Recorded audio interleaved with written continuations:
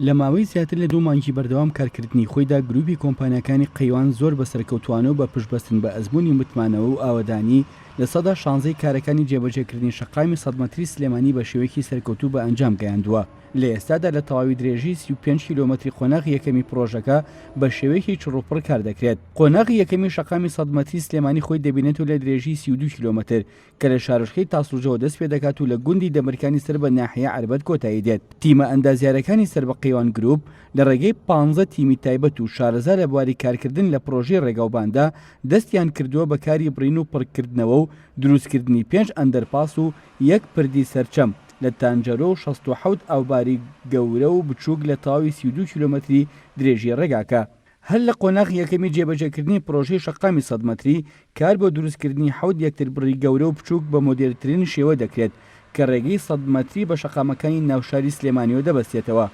لەم قۆناغەدا بە لە بەرچاوگرتنی قەیرانی ئابووری و وەک بەرپرسیارەتی بەرامبەر بە حکوومەت و خەڵکی هەرێمی کوردستان و سلێمانی قەیوان گروپ وەک کۆمپانیایەکی نیشتیمانی ناوخۆیی 100 ملیار دینار لە کۆی 400 ملیار دینار تێچووی جێبەجێکردنی پرۆژەی ئۆتۆبانی لە ئەستۆی خۆی گرتووە.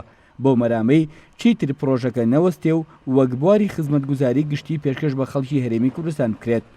بە وتەی بەڕێوەبەری جێبەجێکاری گروپی کۆمپانیەکانی قەیوان فاخر شێخ تەیب قەیوانی گروپی کۆمپانیەکانی قەیوان هەموو هەوڵی خۆی دەخاتە گەڕ کە پێشوادی دیاریکراوی خۆی کارکردنی پرۆژەکە شەقامەکە بە سەرکەوتووی بە ئەنجام بگەێنێت و بەڕووی هەوڵاتیانی هەرێمی کوردستان و عێراقدا بکرێتەوە.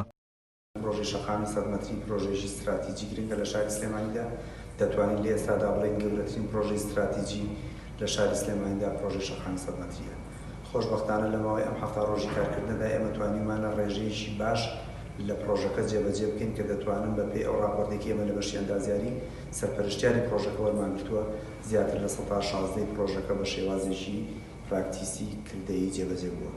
بۆیە ئێمە دەمانەوێت لێرەوە دڵنیایی بدەین لەوەی کە کاری پرۆژەکە بە شێوەیەکی زۆر ڕێک و پێک دەڕوات بەپێی ئەو کاتێک کە بۆی دانراوە ئینشاءڵڵا بە پشتیوانی خوای گەورە لە ساڵیاتی بەردی بناغی پرۆژەکەدا پرۆژەکە بەرەو تەواوبوون و قۆناغێکی جێبەجێکراوی زۆر باش داوە. لەم پرۆژەیەدا زیاتر لە 1000 دەرفەتی کار بۆ دەستی کاری ناوخۆیی شاری سلێمانی و هەرێمی کوردستان ڕەخساوە. ئەوەش سەرباری ئەوەی قەیوان گروپ وەک سیاسەتی گشتی کارکردنی خۆی بە تاواتی بۆ بەدەستخستنی کەرەستە و مەوادی خاو پشتی بە توانە بازرگانی و پیشەسازەکانی ناوخۆ بەستووە.